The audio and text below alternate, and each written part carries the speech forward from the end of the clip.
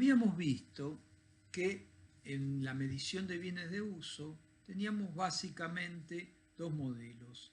Uno es el de costo, que es el que acabamos de desarrollar, donde básicamente era el costo de adquisición o de construcción menos las depreciaciones acumuladas con límite en el valor recuperable.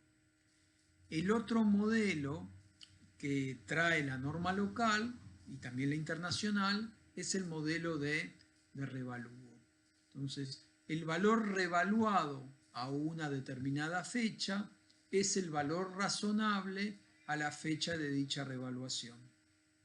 Entonces, el valor razonable es definido como el valor por el cual un activo puede ser intercambiado entre partes interesadas, informadas y dispuestas en condiciones de independencia mutua. Hay toda una norma internacional, la NIF 13, que, trabaja, cómo se calcula ese valor razonable. Ahora bien, la NIC 16, que es la norma internacional de bienes de uso, este tema de modelo de costo, modelo de revalúo, está hace muchísimos años. Sin embargo, en nuestra norma local, el modelo de revalúo es como que se vio dificultada su implementación porque en la década de los 80, en el año 1981, se introdujo las revaluaciones técnicas por primera vez. Y la verdad es que fue un desastre. Las empresas que estaban muy endeudadas en dólares, cuando estalló, una devaluación muy importante, se iban a la quiebra y hicieron revalúos para mejorar el patrimonio neto, cuando en rigor de verdad las condiciones no eran recuperables esos bienes. Entonces se abusó tanto de esa práctica de los revalúos que la Comisión Nacional de Valores, y después hizo lo propio la IGJ, durante años no volvió a permitir que se hicieran revalúos. De ahí que nuestra norma trae una condición específica que te dice, mirá, si vos vas a aplicar un revalúo es porque lo estás eligiendo como política contable y no porque querés de alguna manera,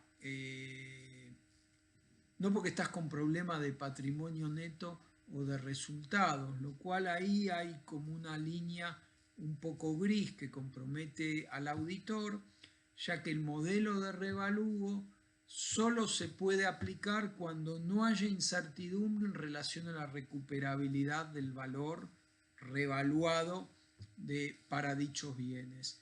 Entonces, una compañía por ahí puede tener problemas de patrimonio y quiere hacer un revalúo porque hubo una gran devaluación.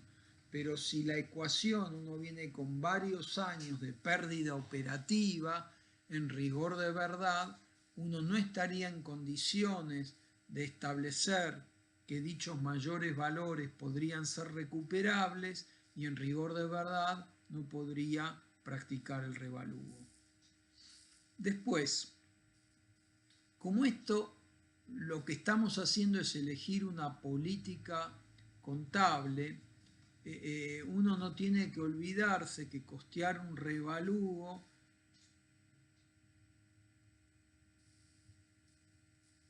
pueden llegar a ser cifras muy importantes. Y como uno elige una política contable, tiene que sostenerla a lo largo del tiempo. Con lo cual, cada 3 hasta 5 años, tiene que volver a efectuar una medición. O si se disparan los costos, como ahora que hay mucha inflación, es muy difícil, no tener que repetirlo con la distorsión relativa de precios que hay. Es muy difícil no tener que volver a repetirlo antes de los 3 años. Con lo cual hay que ser muy cuidadoso antes de meterse a hacer un revalúo.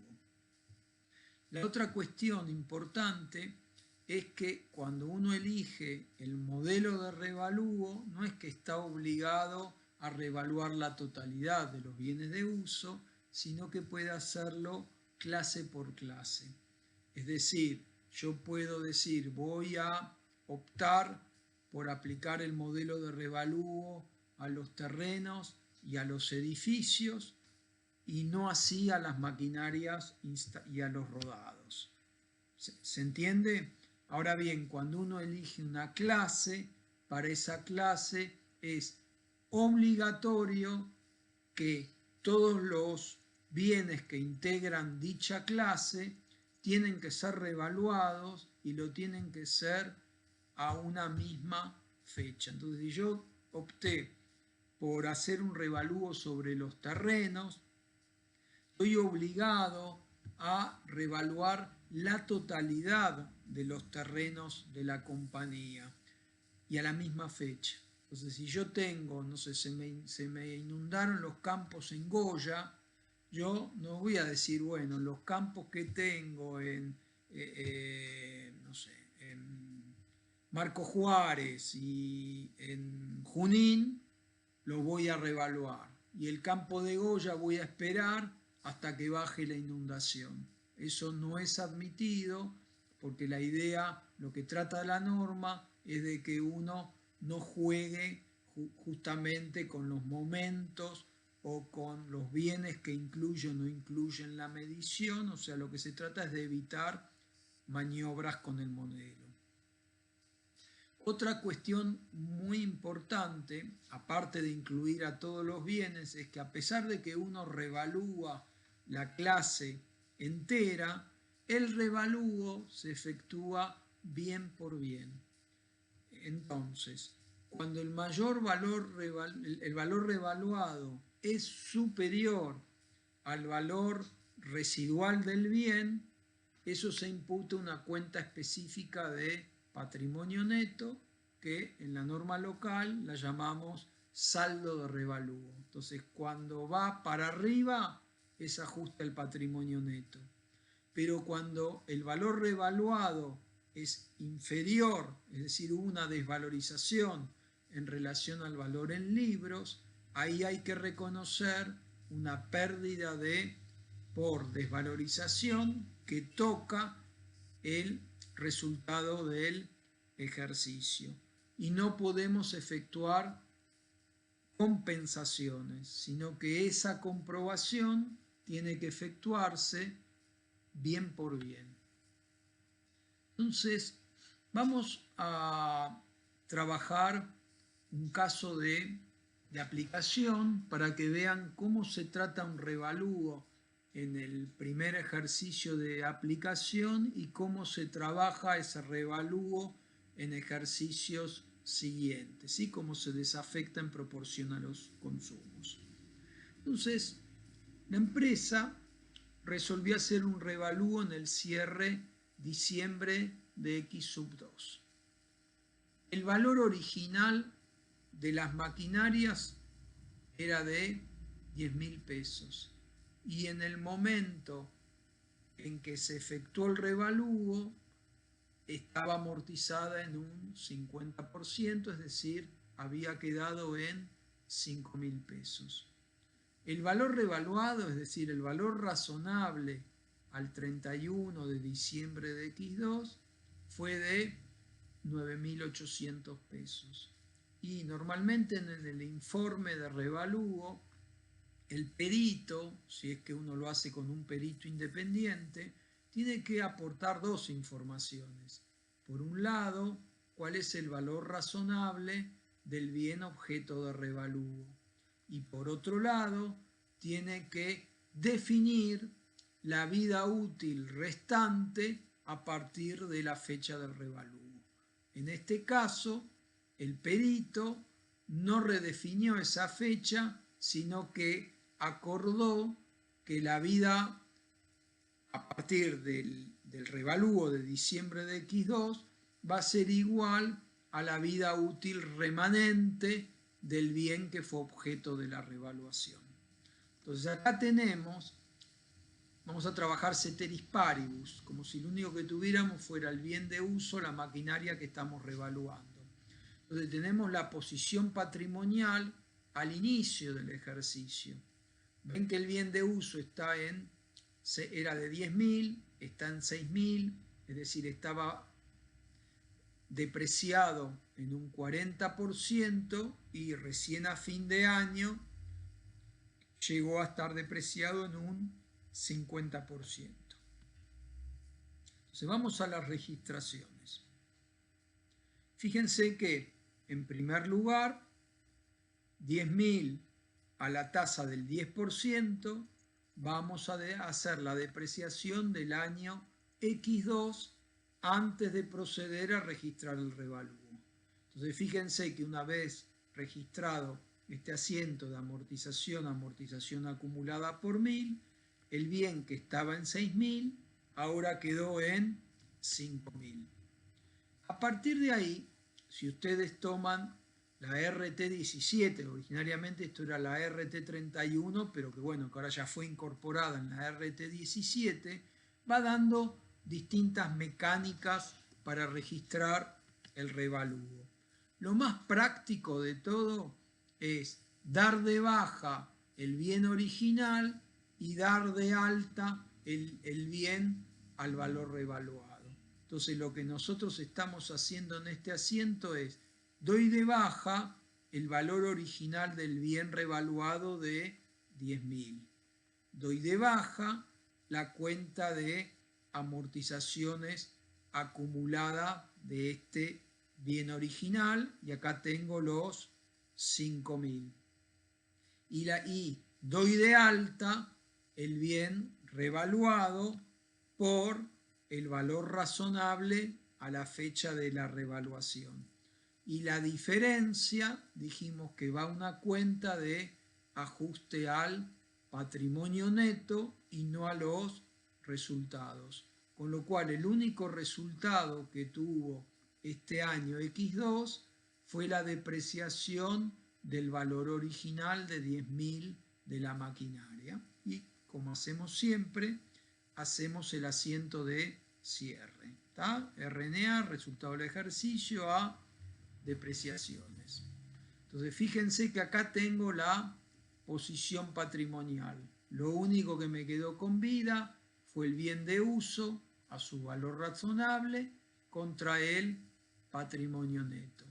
A nivel resultados, la única cuentita de resultados que tuvimos fueron las depreciaciones, y cuando vamos al estado de evolución del patrimonio neto, vemos aquí que la cuenta saldo de revalúo funciona como un movimiento cuantitativo de patrimonio neto, porque tenemos una cuenta que integra el rubro patrimonio neto como ajuste al patrimonio neto y su contrapartida fue una cuenta distinta de patrimonio neto, que es la cuenta maquinarias. ¿Ah? Es decir, como este es un movimiento cuantitativo de patrimonio neto, el saldo, el incremento por un nuevo revalúo, siempre vamos a hacerlo jugar contra la columna de total. ¿Ah? Y ahí tenemos el resultado del ejercicio y todo esto cerró. A partir de acá, en los ejercicios siguientes, si no volvemos, no tenemos capas de revalúo, es decir, si no volvemos a repetir el revalúo, sí o sí tenemos que desafectar la reserva de revalúo de 4.800 pesos que hemos constituido en proporción a los consumos. Y los consumos pueden ser por depreciaciones, por desvalorizaciones o por baja o venta. Entonces vamos a trabajar el año X3 un consumo por depreciaciones para que vean cómo nos manejamos. Entonces, nosotros en el planteo nos dicen que la vida útil, que no se redefinió la vida útil, sino que la vida útil a partir de la revaluación pasa a ser la vida útil remanente del bien. Como esto tenía 10 años y cuando se hizo el revalúo estaba depreciado en un 50%, nos quedan a partir de la fecha del revalúo 5 años por delante. Entonces, en primer lugar, lo que vamos a hacer es calcular la nueva depreciación, que va a ser igual al valor revaluado de 9.800 pesos dividido la vida útil remanente de 5 años. Entonces, eso nos da 1.960 de depreciaciones que van a ir al cuadro de resultados. Pero este aquí, que como uno depreció, fíjense que a pesar de que no cambié la vida útil, sí me cambió la tasa de depreciación. Porque yo antes depreciaba a una tasa del 10% anual. Ahora no cambié la vida útil, pero la tasa de depreciación dejó de ser del 10% y pasó a ser del 20%. Entonces, como deprecié mis bienes a una tasa del 20%, voy a desafectar la reserva por revalúo que constituimos al cierre del ejercicio anterior a la misma tasa del 20%. Entonces, 4.800 por 20, 960. Ahí voy a hacer saldo de revalúo a RNA. Yo acá se los hice en 2 asientos para explicar una cosa. Antes, en la década de los 80, lo que se hacía era hacer saldo de revalúo contra una cuenta de resultados de desafectación.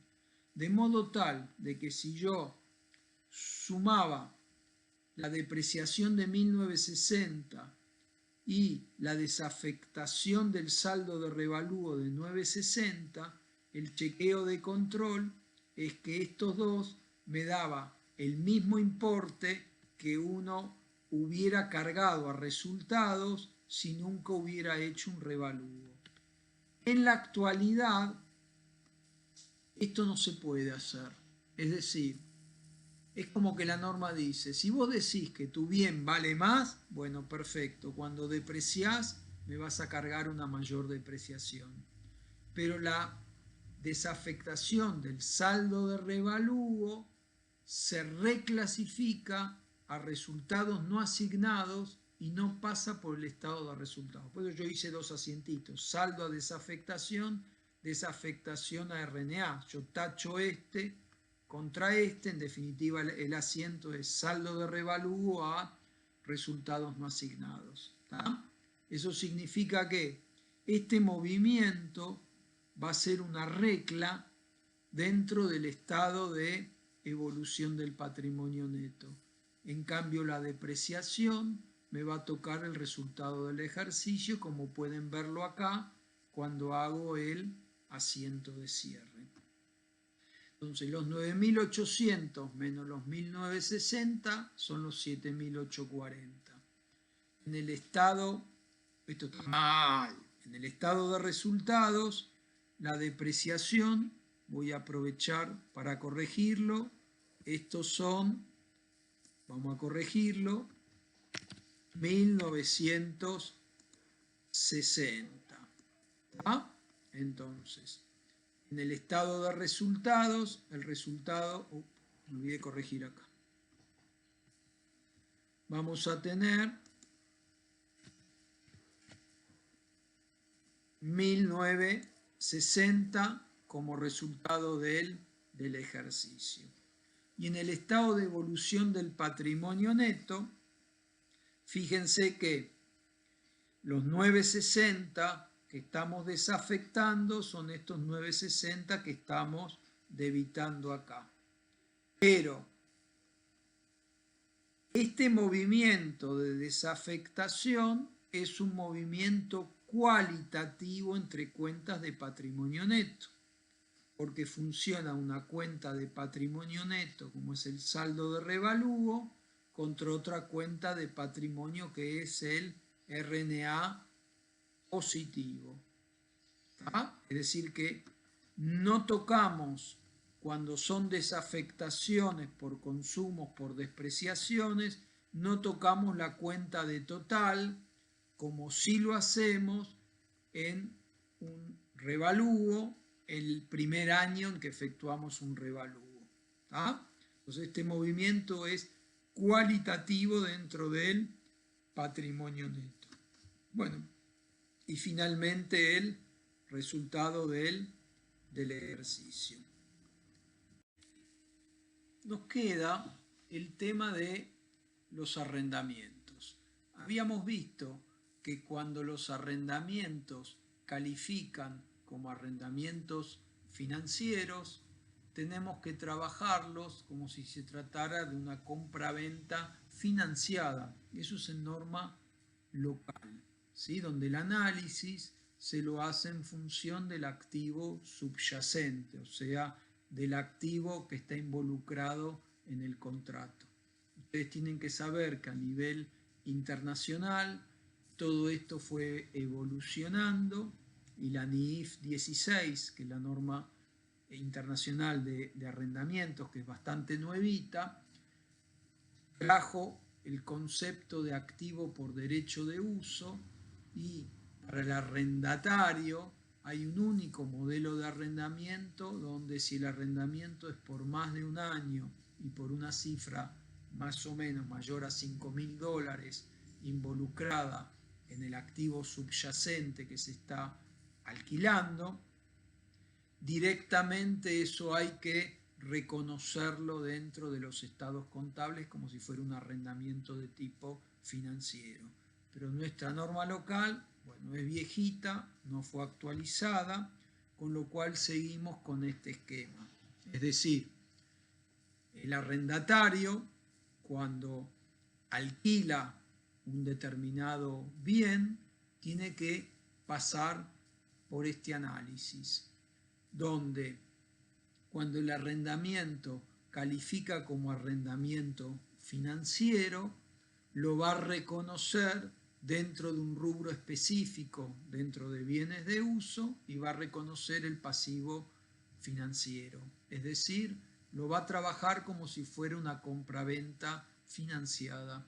En cambio, cuando hace todo este análisis que vamos a ver ahora y el arrendamiento califica como operativo, es un alquiler común y silvestre y va a devengar, digamos, el valor de las cuotas del alquiler convenidas en el contrato.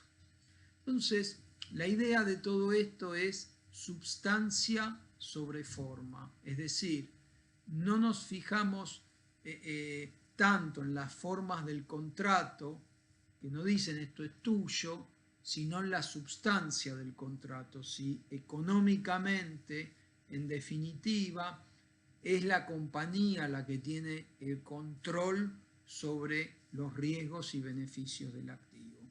Entonces, si el contrato, al término del contrato, nos transfiere la propiedad del bien, bueno, ahí no hay duda de que sobre el bien es la compañía la que tiene el control sobre los riesgos y beneficios y se trata de un arrendamiento financiero.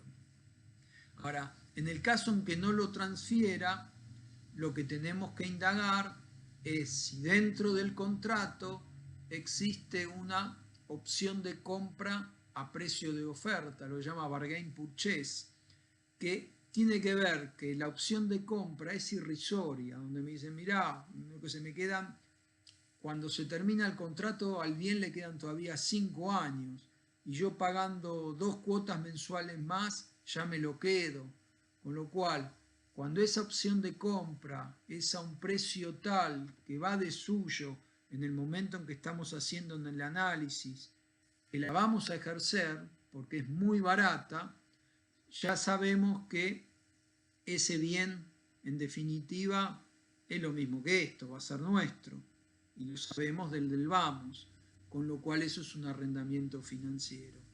En cambio, si esa opción de compra no es a un precio de oferta, sino que me hacen pagar, yo que sé, un precio tal como, no sé, 2 o 3 años más de contrato, y bueno, ahí tendré que verlo. Entonces, como no es a un precio de oferta, ahí seguimos, digamos, por este motivo, no es que califique como un arrendamiento financiero, sino que por el momento lo tengo como arrendamiento operativo. Pero hay veces que no está ni esta ni esta. Pero cuando voy a analizar el contrato, esto pasa mucho con las fotocopiadoras.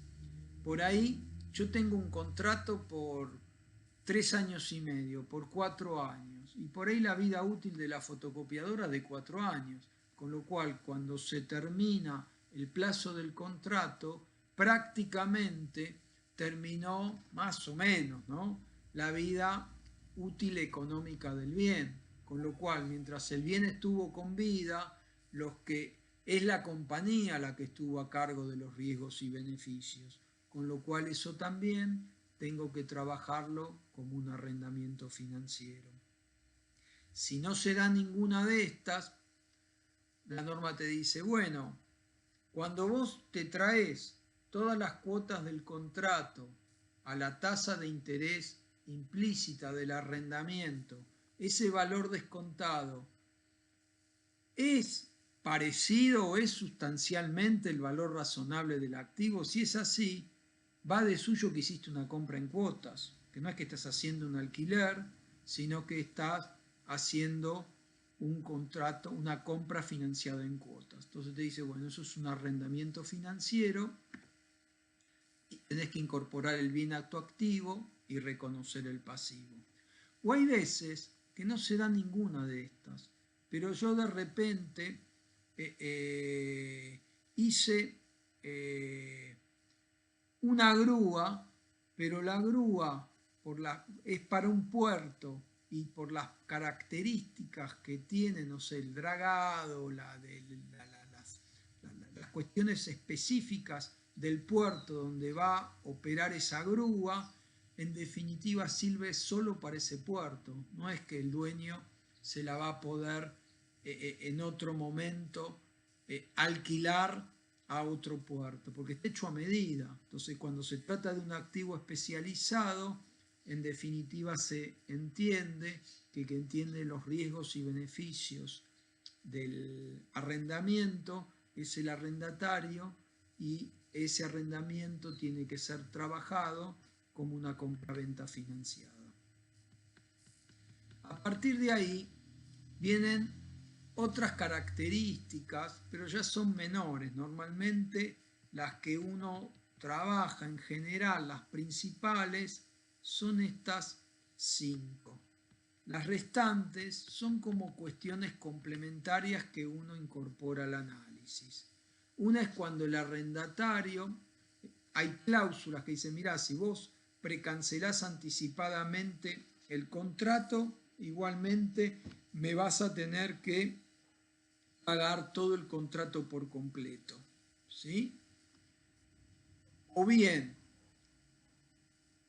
vos tenés cláusulas de renovación a un precio muy, muy inferior y donde estás casi seguro que vas a hacer, de forma tal que en definitiva terminás cayendo en esta, en que el plazo cubre sustancialmente la vida económica del bien, porque vas a ir renovando a un precio inferior al del mercado.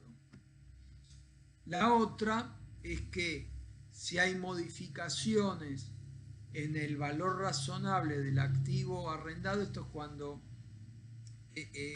los contratos tienen cláusulas de valor residual al término del contrato, es decir, que el arrendatario se compromete a pagarle al arrendador cuando el valor razonable del bien, cuando finaliza el arrendamiento, es inferior a un determinado valor. Ahí el arrendatario le tiene que pagar al arrendador. Acá en vez de arrendador está mal esto, vamos a corregirlo, es el arrendatario. ¿Ah? Bien, entonces si es el arrendatario el que soporta los cambios de valor en el activo razonable, eso también califica como un arrendamiento financiero. Cuando no se dan ninguna de las características de todas estas que venimos mencionando, el arrendamiento es operativo, ¿sí? Y lo vamos a trabajar como un alquiler común y silvestre, ¿sí? Nosotros ahora en otro módulo vamos a estar trabajando este tema, es decir, cómo contabilizamos un arrendamiento de tipo financiero, y por otro lado vamos a hacer una recorrida por cómo trabajamos las pruebas globales de depreciaciones y la prueba global del valor residual. Todo esto en un módulo aparte.